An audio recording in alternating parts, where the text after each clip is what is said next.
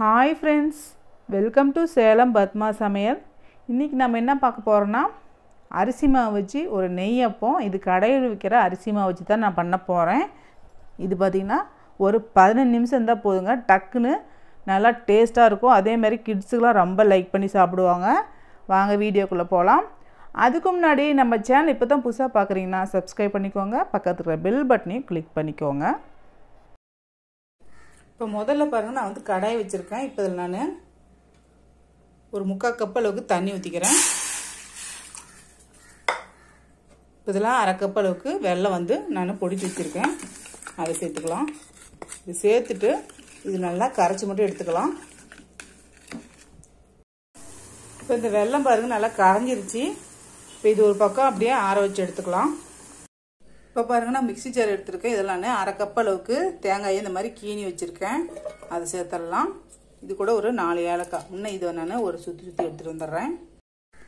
இப்போ பாருங்கள், தேங்காயை நான் இந்த மாதிரி அரைச்சிட்டு வந்துட்டேன். இது கூட நான் 2 வாழைப்பழத்தை கட் பண்ணி வச்சுருக்கேன். அதை சேர்த்துட்றேன். 1 கப் அளவுக்கு பச்சரிசி மாவு எடுத்துருக்கேன். வெள்ளை எடுத்த கப்புலேயே பச்சரிசி மாவு எடுத்து வச்சுருக்கேன். இப்போ இதில் நம்ம ஏற்கனவே கரைச்சி வச்சுருக்க அந்த வெள்ளை தண்ணியை சேர்த்துடலாம். வடிகட்டி சேர்த்துக்கலாம், ஏன்னா மண்ணெல்லாம் இருக்கும். இப்போ இதை நான் அரைச்சி எடுத்துகிட்டு வந்துடுறேன்.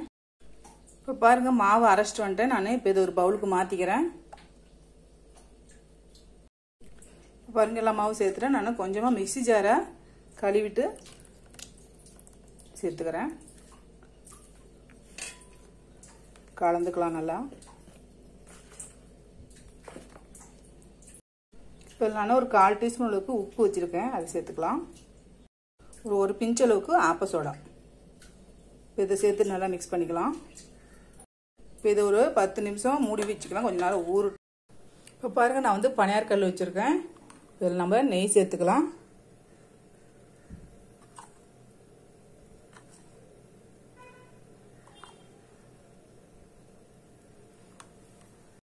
இப்போ நம்ம இந்த கரைச்சி வச்சுக்கிற மாவு எடுத்துகிட்டு இந்த குழி ரொம்ப ஃபுல்லாக ஊற்றாமல் ஒரு 3/4 அளவுக்கு நம்ம ஊற்றினோம்னா வெந்து நமக்கு நல்லா இன்னும் கொஞ்சம் பெருசாகும்.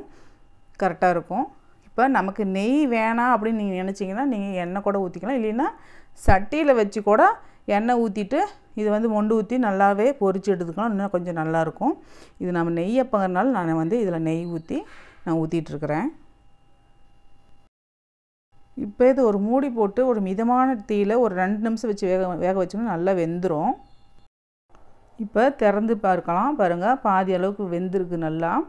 இப்போ வந்து நல்லா கொஞ்சம் திருப்பி விட்டு ஃபுல்லாக வந்து நல்லா இந்த பக்கமும் கோல்டன் கலர் ஆன வாட்டி நம்ம எடுத்தோம்னா நல்லா வெந்திருக்கும். அதனால் பொறுமையாக நம்ம ஒன்றா பணியாரத்தை திருப்பி விட்டுக்கலாம். இப்போ பாருங்கள், ஃபுல்லாக நமக்கு நல்லா கோல்டன் கலரில் பணியாரம் வெந்து ரெடி ஆயிடுச்சு. அவ்வளோதாங்க, சூப்பரான நம்ம நெய் அப்பம் ரெடி ஆயிடுச்சிங்க. இந்த வீடியோ உங்களுக்கு பிடிச்சிருந்தாக்கா லைக் பண்ணுங்கள், ஷேர் பண்ணுங்கள், கமெண்ட் பண்ணுங்கள்.